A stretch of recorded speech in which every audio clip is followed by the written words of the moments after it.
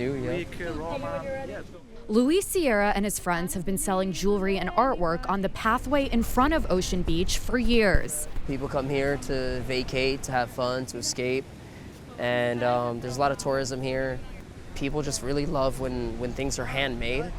But most of the time he's been selling his natural stone jewelry, he's technically been committing a misdemeanor. It's a way of life. So whether it's illegal or not, if I can do it within a means where I'm going to still be able to feed myself and those around me at night, it has to be done. Now a state law that went into effect January 1st has decriminalized street vending.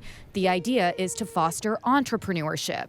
For now, cities across California are scrambling to create some regulations that will conform to the new state law.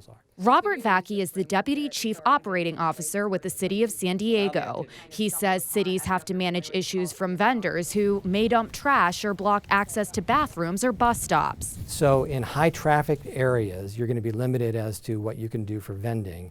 In the lower traffic areas, there's lesser restrictions. He says vendors will be more restricted on crowded sidewalks like in the Gaslamp District or the boardwalks in Mission Beach and La Jolla. Vendors who break rules now will receive tickets ranging from $100 to $500 instead of criminal charges. It's all about a balance. You have to balance the health and safety of the whole versus the opportunities for the individuals. And I think that's what we're trying to do. For instance, Vacchi says instead of requiring aspiring business owners to pay for high insurance starting out, the city is decreasing their liability by limiting where they can operate. Sarah BERNS heads up the Business Improvement District for Pacific Beach. She says her organization, along with most of the merchant associations across San Diego, are supporting the proposed regulations. I mean, I think, of course, you want to be cautious if you own a coffee shop and now someone's allowed to open a coffee shop right outside your door. Of course, there's going to be concern and questions with that. But the new law says any city regulations can't be to stifle competition. They can only focus on public health and safety. We didn't start on the sidewalk, but we started at, like I said, farmers market, street fairs. Bernard LEBEL is the owner of California Sock Company. We fit 500 styles in 10 feet by 10 feet. He started out as a street vendor in San Diego at farmers markets and has now moved on to own 2 stores in Pacific Beach and at the Fashion Valley Mall. While he has personally seen the business benefits of starting small, he also thinks that vendors should have the same rules as brick-and-mortar store owners.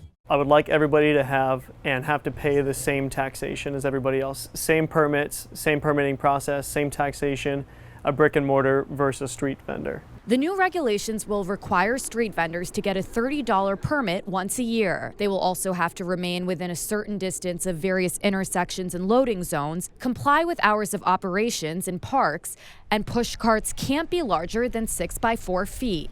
Food vendors would also have to get a county health permit. But many street vendors like RHIAN GILMORE say they haven't really been part of the discussion about new regulations, and they're not even sure where to find the information on the rules they would have to follow. There's really no current public information for street vendors, The only way you're gonna know is if they come up to you and start to tell you to take your stuff down.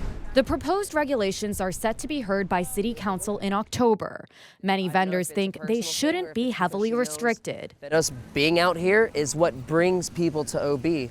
It's not just a beach. It's an atmosphere, it's a people, it's a way of life. Lucky for Luis, he can keep that way of life because OB is not on the list of places for vendor crackdowns. Priya Sridhar, KPBS News.